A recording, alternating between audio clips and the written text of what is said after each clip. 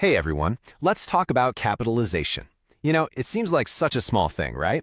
But it's actually one of the most powerful tools you have to make your writing look sharp, clear, and professional. It's a total game changer, and today we're going to master it together. Okay, just look at this for a second. On the left, well, it's kind of a mess, isn't it? It's just a jumble of words that makes your brain work overtime. But then look at the right. The words are exactly the same, but everything is suddenly organized, clean, and so much easier to understand. The difference is just, wow. So which one would you rather read? I mean, it's a no-brainer, right? And what's the secret sauce? What's the one thing that makes all the difference? It's just capitalization. That's it. It's the simple trick that turns a messy jumble into clear, crisp communication. So what even is capitalization? Super simple. It's just the act of using a big letter, an uppercase letter, instead of a small one. But here's the thing. The real magic isn't knowing what it is, it's knowing when to use it. Think of it like a key tool for your writer's toolkit, and we're about to make sure it's sharpened and ready to go. All right, let's get into it. We're going to start with the two foundational rules. Seriously, if you forget everything else, just remember these two. They are the absolute non-negotiable essentials of writing.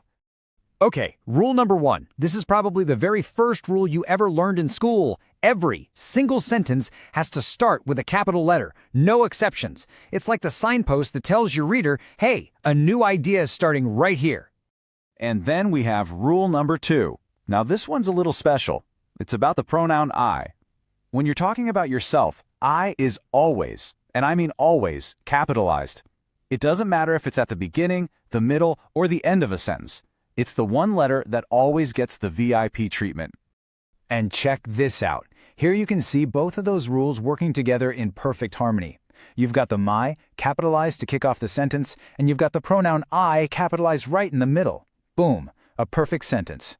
Awesome! Now that we've got the absolute basics down, let's build on that. We're moving on to capitalizing specific names for people and places. These are what we call proper nouns, and capitalizing them is how we make them stand out and show that they're important.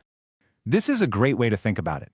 You wouldn't capitalize the word writer because that could be anyone, but you would capitalize William Shakespeare because that's a specific, unique person. Same thing with country versus Morocco, or city versus Paris. That capital letter is like a spotlight, pointing to something one of a kind.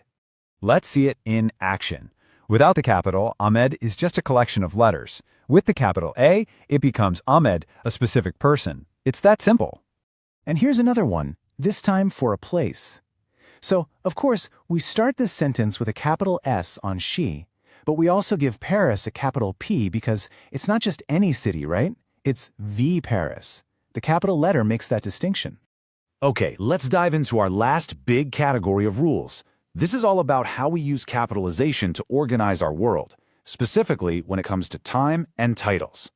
The idea here is exactly the same as with people and places.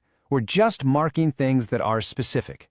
So, a specific day like Monday, a specific month like July, a specific book title like Harry Potter, or a special holiday like New Year's Day. They all get capital letters to set them apart.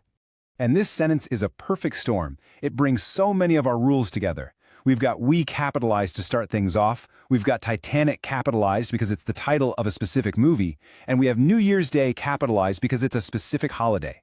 Look how clean and easy to read that is. All right, theory time is over. Now, it's your turn. Let's put what you've learned to the test with a quick capitalization checkup. I'll show you a sentence, and you figure out how to fix it. Ready? Let's go.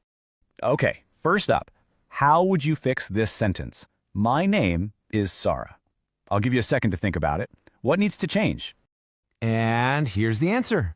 You capitalize the M in my because it's the start of the sentence, and you capitalize the S in Sarah because it's a name. Easy, right? Great job. All right, ready for another one? How about this?